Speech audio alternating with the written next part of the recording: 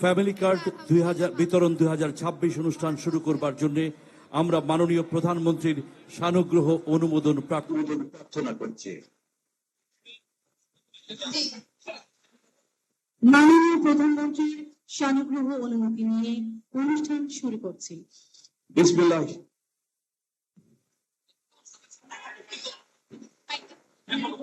আসসালামু আলাইকুম, আমার নাম মেহরুন সুলতানা।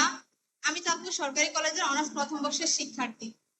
মাননীয় প্রধানমন্ত্রী, আপনি চাঁদপুরে আসে আমরা অত্যন্ত আনন্দিত এবং গর্বিত। ইলিশের বাড়ি চাঁদপুরে আপনাকে স্বাগত। আমি বিগত 3 বছর সরকারি কলেজে পড়াশোনা করছি, কিন্তু বহু বছর ধরে চাঁদপুর সরকারি কলেজে অবকাঠামোগত কোনো উন্নয়ন দেখছি না। আমরা বর্তমানে চাঁদপুর সরকারি কলেজে প্রায় 17,000 শিক্ষার্থী আছি, কিন্তু সে তুলনায় জায়গা অনেক কম। আমাদের কলেজের পাশে কলেজের মালিকাধীন একটি ভূমি রয়েছে, যেটি ব্যবহার করে আরেকটি ক্যাম্পাস করলে আমরা চাঁদপুর জেলার মানুষ এবং চাঁদপুর শহরের শিক্ষার্থীরা খুবই উপকৃত হব। এতে করে চাঁদপুর জেলার শিক্ষার মান উন্নয়ন হবে।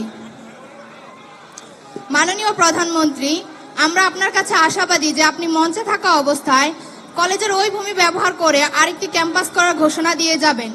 এটি করলে আমরা আপনার কাছে চিরকৃতজ্ঞ থাকব। মাননীয় প্রধানমন্ত্রী, আপনার কন্যা সন্তান জাইমা রহমানের মতো আমরাও আপনার সন্তানের মতো। জাইমা রহমান যদি আপনার কাছে কোনো আবদার করতো, আপনি কি সেটি ফেলতে পারতেন? তাহলে আপনি আমাদের এই আবদার কিভাবে ফেলে দিবেন? আমাদের আবদার কি আপনি পূরণ করবেন না? করবেন না? অবশ্যই ইনশাআল্লাহ করব। আমাদের ছাত্রী নামটা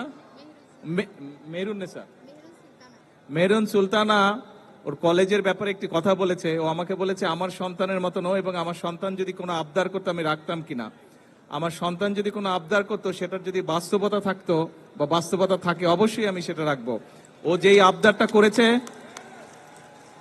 আমাদের শিক্ষামন্ত্রী মিলন, উনি এই চাঁদপুরেরই সন্তান, ওনাকে আমি এখনই নির্দেশনা দিব এটার বিষয়টার কি সম্ভাব্যতা আছে সবকিছু বিবেচনা করে।